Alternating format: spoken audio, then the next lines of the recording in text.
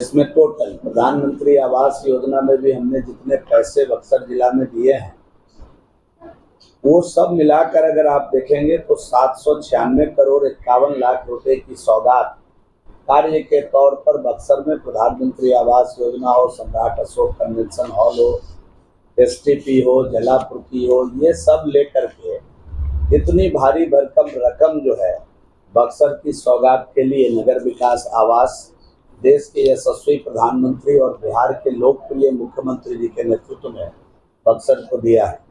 अब मैं डुमरांव में बैठा हूँ, एक साथी बैठने के समय पूछ रहे थे डुमरांव का क्या है, तो डुमरांव की जो प्रमुख 4 समस्या थी सड़कों के माध्यम से अगर देखा जाए तो डुमरांव नगर परिषद में नया भोजपुर में सिमरी रोड से गजरावा तक सड़क निर्माण, ये हम लोग मुख्यमंत्री समग्र योजना से इसको बनाएंगे।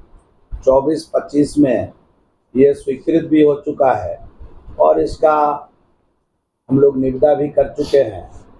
64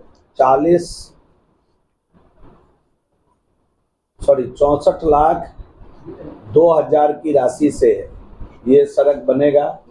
इसके अतिरिक्त अगर आप देखें तो डुमरांव नगर परिषद क्षेत्र के मुख्य सड़क डुमरांव थाना से 4 मुटिया होते हुए भक्ति द्वार तक पथ का निर्माण, ये लगभग 7 करोड़ 38 लाख की लागत से ये बनेगा, जिसका ये करारनामा भी 23/8/25 को हो गया है।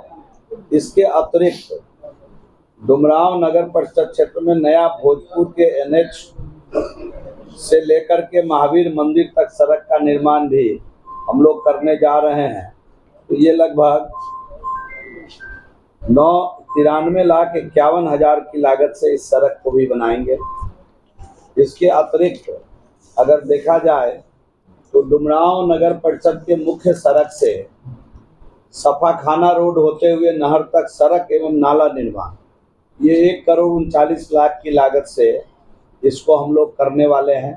तो ये पूरा काम डुमरांव के लिए, डुमरांव की जो मुख्य समस्या थी जल जमाव को लेकर के, आने वाले दिनों में इस पर भी सर्वे करा करके इस जल जमाव की समस्या से भी डुमरांव को किस प्रकार निजात मिले, इसके ऊपर भी हम लोग काम कर रहे हैं।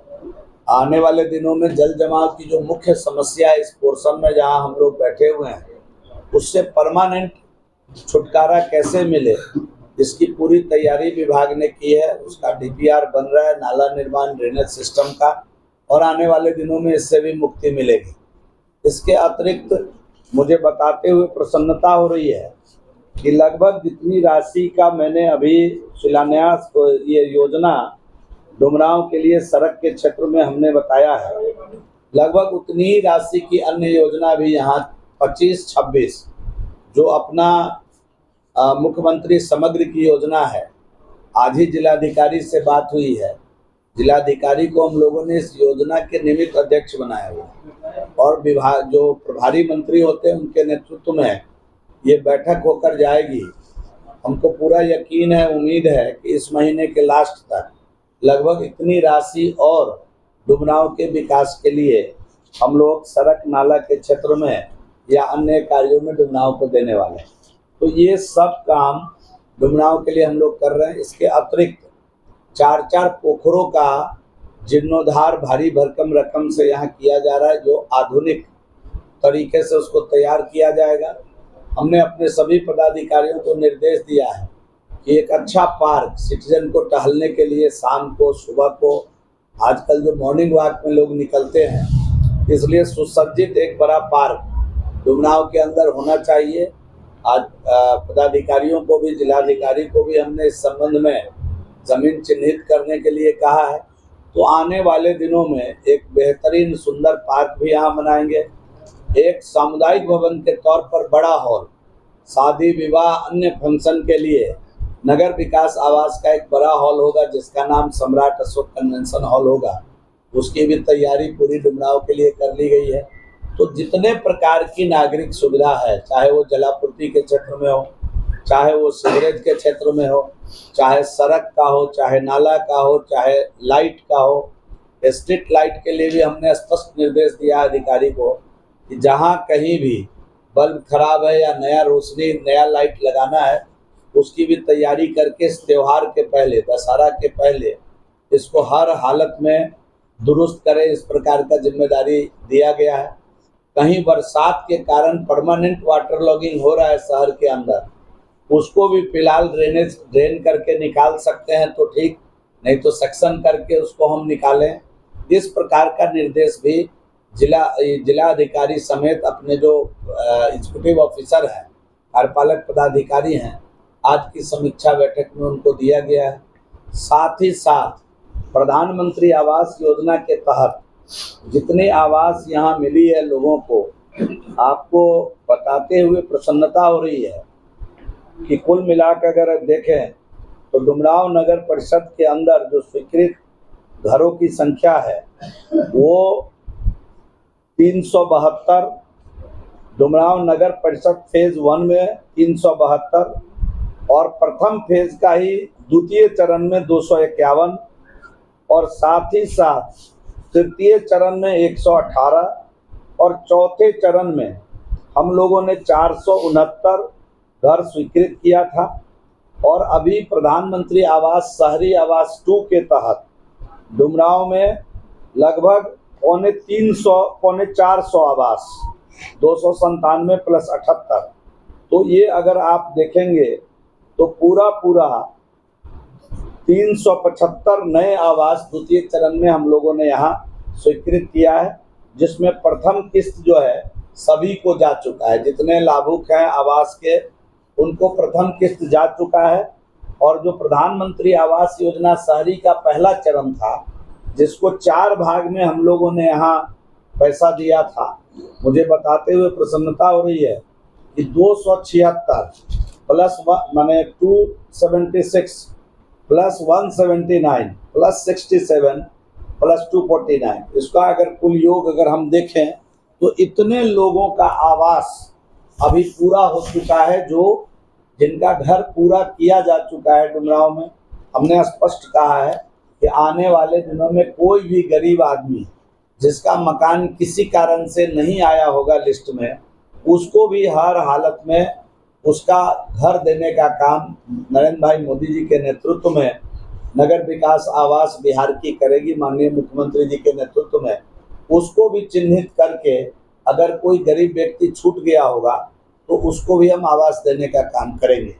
इसके अतिरिक्त आवास के क्षेत्र में हमने योजना बनाई है कि बहुत सारे गरीब आदमी ऐसे हैं, ऐसे व्यक्ति भी मिल रहे हैं जिनका शहर में घर ही नहीं है, और तो जब जिसका जमीन होगा हम आवास के लिए पैसा उनको देते हैं। लेकिन एक प्रश्न आया कि जिसको जमीन ही नहीं है वो आवास कहाँ लेंगे?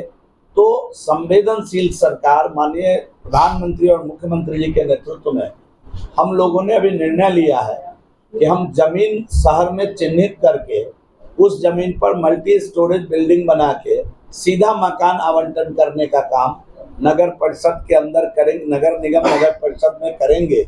अभी इसको पटना में पायलट के तौर पर हम प्रारंभ कर रहे हैं। आने वाले दिनों में हर व्यक्ति का अपना घर होगा, इसको सुनिश्चित करते हुए इस योजना को आने वाले दिनों में हम लोग लाने वाले हैं। तो ये सब काम हम लोग कर रहे हैं। बाकी कोई आपका सुझाव आएगा तो उसको भी हम लोग अपने काम में शामिल करेंगे। ये बात है कि जैसे यहाँ नगर परिषद का काम बहुत बढ़िया है, जो काम जितना हुआ है पहले कभी नहीं हुआ था, लेकिन वेस्ट मैनेजमेंट में जो कि पॉलिसी मैटर है अभी तक कुछ नहीं हुआ है। वेस्ट मैनेजमेंट का जब से मैं आया हूँ बहुत पक्का मुकम्मल इंतजाम कर रहे हैं, आप निश्चिंत रहिए। मुझे पूरा यकीन है, कचरा उठ रहा है, मुझे पूरा यकीन है, पूरा उम्मीद है कि जो 2 महीने बाद फिर नई सरकार आने वाली है वो भारी भरकम मतों से एनडीए की सरकार यहाँ आएगी। इसलिए हम कोई छोटा प्लान बना के काम नहीं कर रहे, हमारी प्लानिंग लंबी है। जैसे मैंने कहा कि हर गरीब आदमी तक घर पहुँचाएंगे, ये एक दिन की प्लानिंग नहीं हो सकती है, ये योजना है, चरणबद्ध तरीके से किया गया प्लान है माननीय मुख्यमंत्री जी के नेतृत्व में।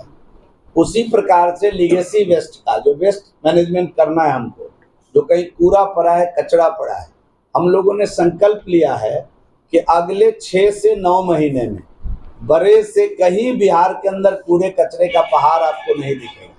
एकदम तय किया हुआ, इसके पीछे का पूरी प्लानिंग सरकार ने की हुई है और अभी हम इसका शुरुआत कर भी दी है। जहाँ जहाँ जगह चिन्हित हो गई है वहाँ उसको आइडेंटिफाई करके हम उस पर काम शुरू कर दिए हैं। उसके लिए पॉलिसी बना ली है, उस पर काम शुरू कर रहे हैं। हमने अपने अधिकारियों को और विभाग को निर्देश भी किया है कि अगले 6 से 9 महीने में कहीं भी कूड़े का पहाड़ नहीं दिखेगा, कूड़े का जमावड़ा नहीं दिखेगा। उस कूड़े का भी उपयोग बिहार के अंदर करके हम कमाल का काम करने जा रहे हैं। अभी मास्टर प्लान के तरीके से एक काम भारत सरकार ने देश का पहला मॉडल अप्रूव्ड करके बिहार पटना को दिया है, जिसमें कूड़े से सभी पटना के 11 इकाई, पटना, बिहटा, दानापुर सभी इकाइयों को जोड़ेंगे तो सब का कचरा उठा के एक जगह रखेंगे बैरिया रामचक बैरिया में, और 34 एकड़ का जमीन लेकर के वहाँ हम लोग उस कूड़े से 15 मेगावाट बिजली बनाएंगे। उसी से गैस बनाने जा रहे हैं। विस्तृत इस पर जानकारी पटना के अंदर हमने अपने मीडिया के साथियों को एक दिन दिया भी था।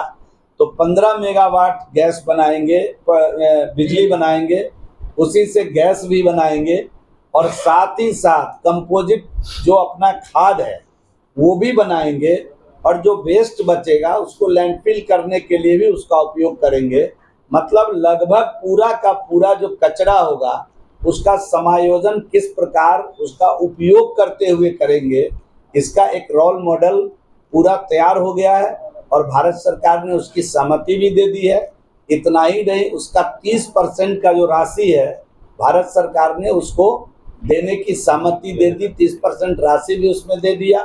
बाकी 514 करोड़ का ये प्रोजेक्ट होगा जो पूरा हम पीपीपी मॉडल पर करेंगे और आने वाले दिनों में जहां जिस जिले में हमारे कचरा ज़्यादा प्राप्त हो रहा है उस जिले में इस मॉडल को हम ले जाएंगे। फिलहाल हमारा जो कचरे का प्रबंधन है उस पर पूरी रूपरेखा तैयार करके हम लोग उसको क्रियान्वित कर रहे हैं।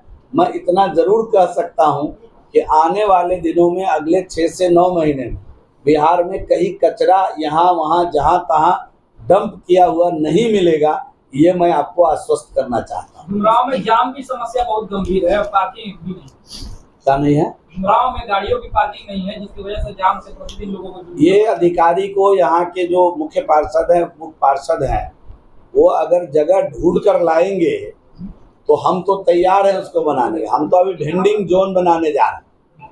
जब तक जाम की समस्या तभी खत्म होगी जब हम व्यवहार में उसको लाएंगे। हम अतिक्रमण से स्वयं मुक्त करेंगे अपने सर। और इस काम के लिए अभी हम वेंडिंग जोन सभी बड़े नगर इकाई में बना रहे हैं। पटना में बनाए, अन्य नगर निगम में बना रहे हैं।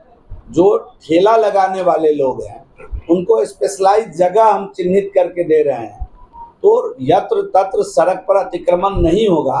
इसकी चिंता ये चरणबद्ध तरीके से होगी, कोई एक दिन का काम नहीं है। और जब से मैं आया हूँ इस पर मैं पूरा काम कर रहा हूँ। कई नगर निगम ने वेंडिंग जोन तैयार भी कर लिया है, उसका संचालन भी नगर निगम कर रही है और वेंडिंग जोन के माध्यम से नगर निगम को राजस्व की भी प्राप्ति होगी ताकि छोटे मोटे विकास का काम वो अपने स्तर से भी नगर इकाई का कर सके।